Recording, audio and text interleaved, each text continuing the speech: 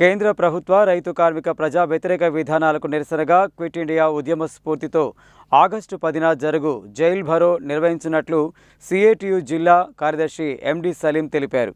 ఈ జైల్ భరో కార్యక్రమాన్ని జయప్రదం చేయాలని పిలుపునిచ్చారు. శుక్రవారం నల్గొండ పట్టణ carpenter workers union general body సమావేశం Telangana building and other construction workers union పట్టణ అధ్యక్షుడు సల్వోజు సైదాచారి అధ్యక్షతన జరిగింది.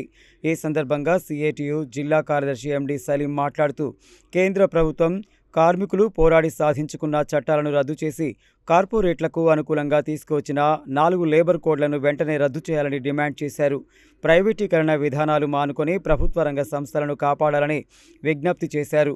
రైతాంగానికి కనీస మద్దతు ధర చట్టం చేయాలని, విద్యుత్ సవరణ చట్టాన్ని రద్దు చేయాలని, విబీజీ రామ్జీ పథకాన్ని రద్దు చేసి మహాత్మా జాతీయ గ్రామీణ ఉపాధి పథకాన్ని యథావిధిగా అమలు చేయాలని డిమాండ్ చేశారు.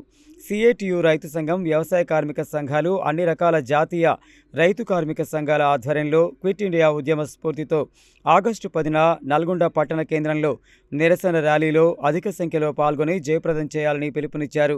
ఈ సమావేశంలో సిఐటియు జిల్లా ఉపాధ్యక్షులు Dandampalli Sattaiah, Telangana building and other construction workers union జిల్లా working president, CITU town convener Auta Ravinder, carpenters union నాయకులు, కార్యదర్శి కాసోజు ప్రభుచారి, ఉపాధ్యక్షుడు బైరోజు ఆంజనేయులు, గడగోజు శ్రీనివాస్చారి, నరసింహచారి, సోమయ్యచారి, గడగోజు సైదాచారి, జనార్దన్ చారి, బత్తిలోజు సైదాచారి తదితరులు పాల్గొన్నారు. రైతుల మీద, కార్మికుల మీద, వ్యవసాయ కార్మికుల మీద ప్రభుత్వం దమనకాండ కొనసాగిస్తూ ఉంది.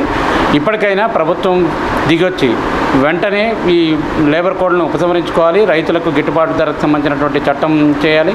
వ్యవసాయ కార్మికులకు ఉపాధి హామీకి సంబంధించినటువంటి చట్టాన్ని యథాతథంగా కొనసాగించాలి. దానికి నిధులు పెంచాల్సినటువంటి అవసరం ఉన్నది. నిత్యావసర వస్తువుల ధరల్ని తగ్గించాలి. వేతనాలను పెంచాల్సినటువంటి బాధ్యత ప్రభుత్వం మీద ఉంది. ఆ రకమైనటువంటి చర్యలు చేపట్టకపోతే రాబోయే కాలంలో పెద్ద ఎత్తున రైతులు, కార్మికులు, కూలీలు అందరూ కూడా కలిసి ప్రభుత్వానికి నిరసన తెలియజేసేటటువంటి కార్యక్రమం సన్నద్ధమవుతోంది. ఆ రకమైనటువంటి ప్రయత్నాలు చేయకుండా మొండిగా వ్యవహరిస్తే ప్రభుత్వానికే నష్టం వస్తుందని చెప్పి తెలియదు. జరగబోయే 10వ తారీఖు నాడు జైల్ భరో కార్యక్రమంలో కార్పెంటర్లు పెద్ద ఎత్తున పాల్గొని జయప్రదం చేయాలని, ముఖ్యంగా బిల్డింగ్ రంగంలో పనిచేస్తున్న కార్మికులందరూ కూడా కేంద్ర ప్రభుత్వం 96 చట్టాన్ని దాన్ని కాళ్ళరాసే పని చేస్తున్నది.